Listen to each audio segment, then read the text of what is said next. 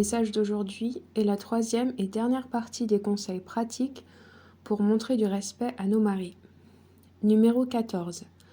Faisons de notre mieux pour rester attirantes aux yeux de nos maris.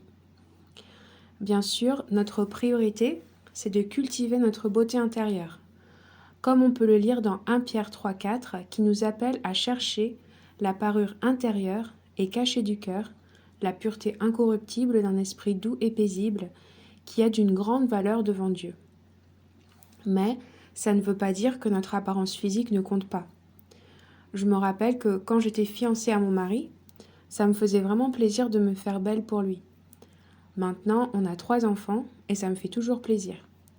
C'est vrai que j'ai moins de temps qu'avant, mais les petits efforts font vraiment une différence et je sais que mon mari les apprécie. Une chose qui pourrait nous aider, c'est de demander à nos maris ce qu'ils préfèrent au niveau de notre apparence.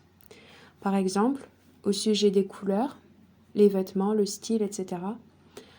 Et rappelons-nous de Philippiens 2,3 qui dit « Ne faites rien par esprit de rivalité ou par désir d'une gloire sans valeur, mais avec humilité, considérez les autres comme supérieurs à vous-même. » Donc, si nos maris ont des préférences, avec humilité, nous pouvons considérer leurs préférences plus importantes que les nôtres. Et même si c'est vrai que nos maris sont responsables de leurs actions devant Dieu, en tant qu'épouse, on peut aussi les aider à éviter les tentations en ne nous négligeant pas et en gardant 1 Corinthiens 7,5 à l'esprit qui dit « Ne vous privez pas l'un de l'autre, si ce n'est d'un commun accord pour un temps, afin de vous consacrer au jeûne et à la prière, puis retournez ensemble, de peur que Satan ne vous tente à cause de votre manque de maîtrise. » Numéro 15. Communiquons ouvertement et avec patience les actions de nos maris qui nous font nous sentir mal aimés.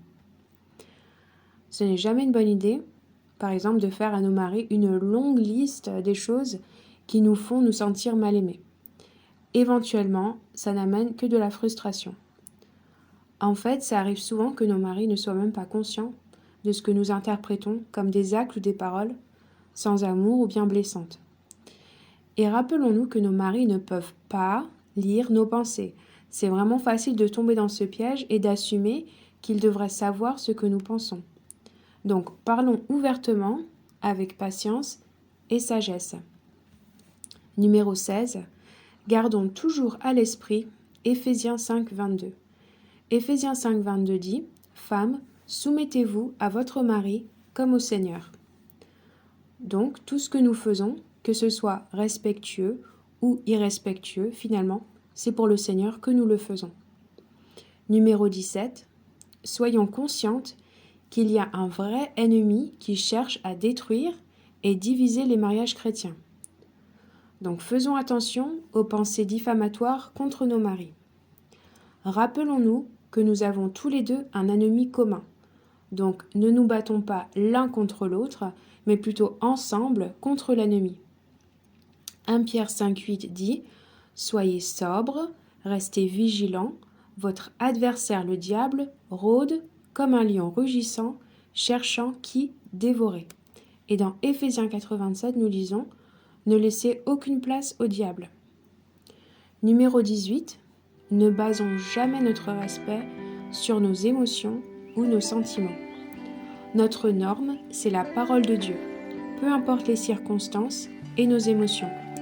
Le psaume 119-160 dit « Ta parole dans sa totalité est vérité. » Que le Seigneur nous fasse toute grâce pour obéir sa parole. À bientôt!